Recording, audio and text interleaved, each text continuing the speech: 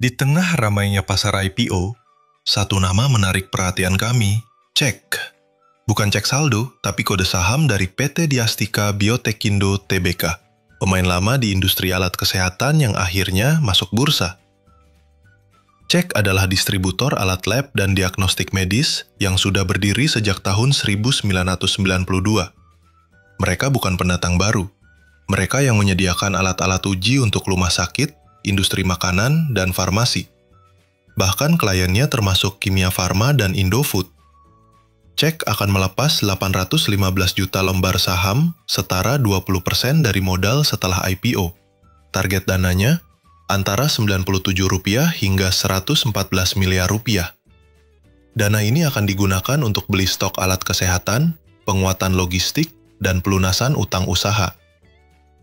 Secara fundamental, perusahaan ini stabil.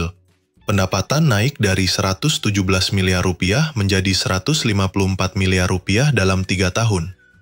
Laba bersih konsisten di atas Rp13 miliar, margin bersih di atas 9%. Dan yang menarik, ROI-nya tinggi di 16%, efisien dan menguntungkan. Likuiditasnya juga aman.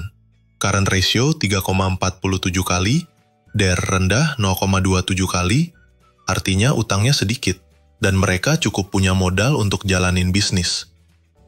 Mereka juga punya hubungan eksklusif dengan prinsipal global ternama seperti Siemens, Bioret, Beckman Coulter, dan punya 10 kantor cabang di seluruh Indonesia. Jaringan distribusinya luas. Tapi tentu saja ada beberapa risiko yang perlu kamu tahu. Pertama, mereka sangat tergantung pada prinsipal luar negeri. Kalau kontraknya diputus atau distribusi dialihkan, itu bisa memukul penjualan mereka. Kedua, hanya 20% saham yang dilepas ke publik. Potensi saham ini akan kurang liquid di pasar sekunder. Ketiga, subdistributor. Mereka banyak mengandalkan mitra regional. Kalau tidak dikontrol dengan baik, ini bisa memengaruhi kualitas distribusi dan margin. Tapi kita juga nggak boleh lupa konteks industri. Pasar alat kesehatan di Indonesia akan tumbuh dari $3,5 miliar menjadi $10,4 miliar di tahun 2033. CAGR-nya hampir 10%. Sementara sektor diagnostik laboratorium tumbuh sekitar 7% per tahun. APBN kesehatan naik ke Rp217 triliun di 2025. Dan TKDN, tingkat komponen dalam negeri, jadi peluang untuk distribusi produk berbasis lokal. Ada beberapa hal yang tidak dijelaskan jelas di prospektus, dan ini harus jadi perhatian investor. Tidak ada rencana ekspansi luar negeri. Minim detail soal inovasi produk baru. Roadmap digitalisasi distribusi belum jelas. Padahal di era health tech, itu bisa jadi game changer.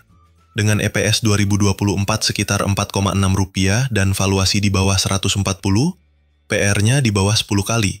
Itu murah untuk sektor alat kesehatan yang defensif dan stabil. Jadi apakah IPO Cek menarik? Untuk kamu yang cari saham stabil bukan spekulatif, jawabannya iya.